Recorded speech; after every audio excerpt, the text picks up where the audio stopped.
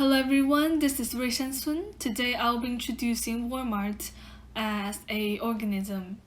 So essentially, I'll be explaining why Walmart has this dynamic system about how they adapt to the changes in the market, changes in the environment, and how they change the scale of operations during their development.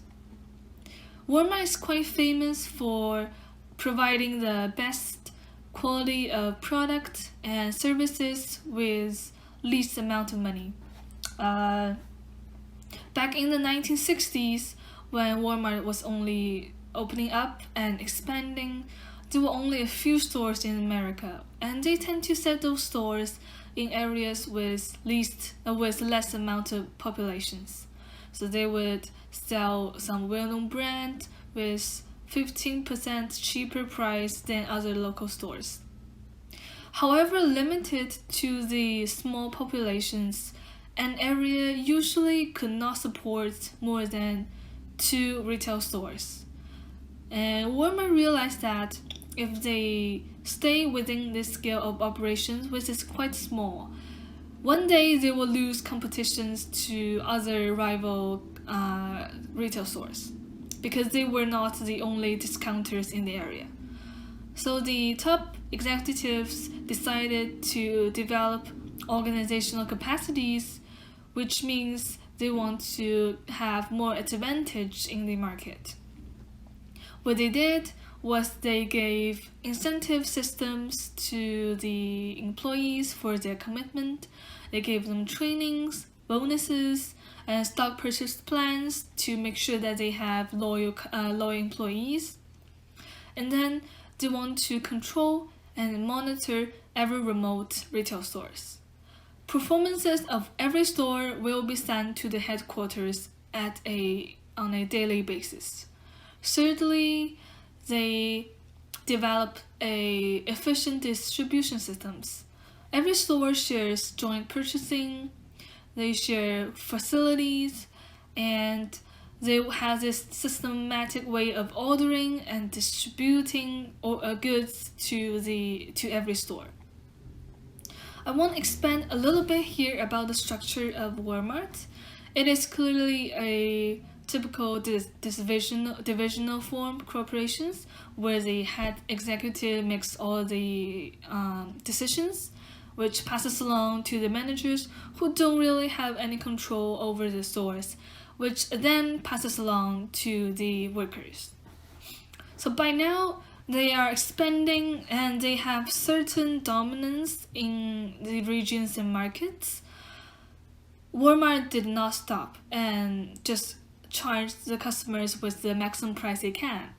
Instead, they kept offering low prices, which actually earned them customer publicity, got their brand more famous. With these strong connections to the customers, now they're putting pressures on the suppliers to keep giving them low prices. There's a saying in Walmart that if you want to be a vendor in Walmart, basically you are giving up product development, branding, pricing, and of course Walmart is insisting on let them giving them the lowest price and a large sale amount. For example, they would compel them to let them set up cross-company manufacturing for efficiencies, and instead, in return, Walmart gave them better payment options than other retail stores. For example, Kmart would pay their suppliers within 45 days. Instead, Walmart pays them in only 29 days. And now that we are shifting to a more online way of purchasing, as we know that Walmart is the world's top retail stores, Amazon is the second. To not be left behind in the market, Walmart started to work on pickup stations. They worked on mobile phone services, and they invest more and more money on the delivery services to ensure that the customers could save some time and to achieve what they want for customer conveniences. So Walmart keep monitoring what the market requires. They change the strategies accordingly and build stronger and stronger relationships with customers in their nowadays complete ecosystem. Walmart strive to keep their top positions in retailing by kept doing what was right and stop doing what was wrong.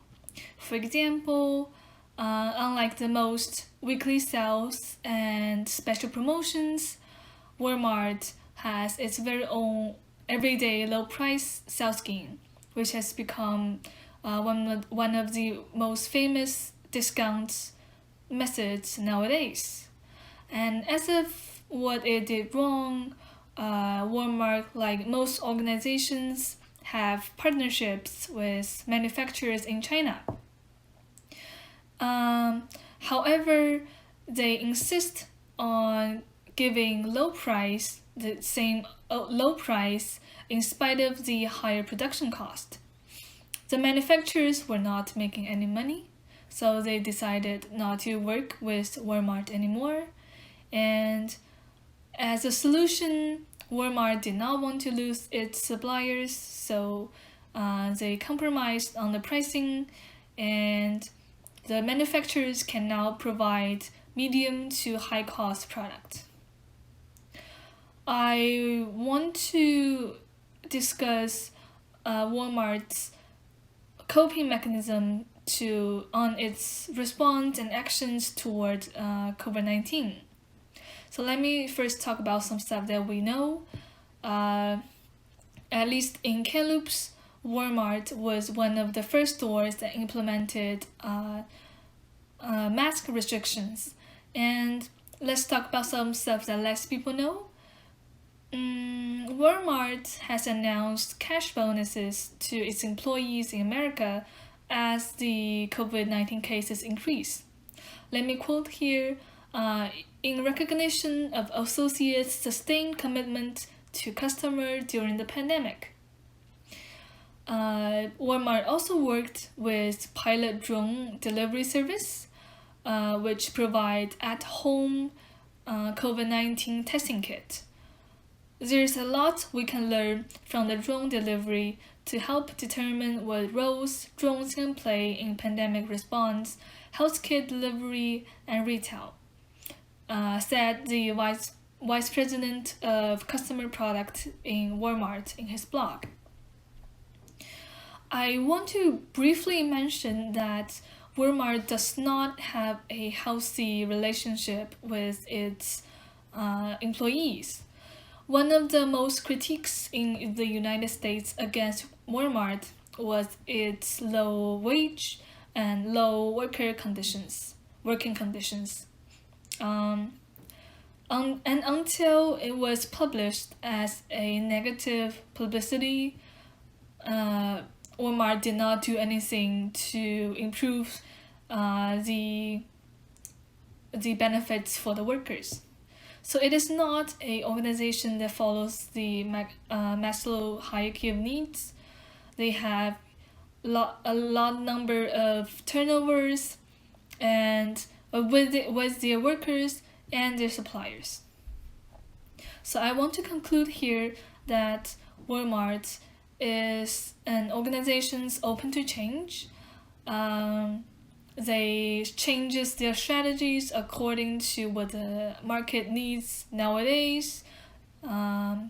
They have dynamic cultures, they have flexible technologies, and they have this top-down way of bureaucratic organizational structures. So this is my presentations on Walmart as a organism. Thank you very much for listening.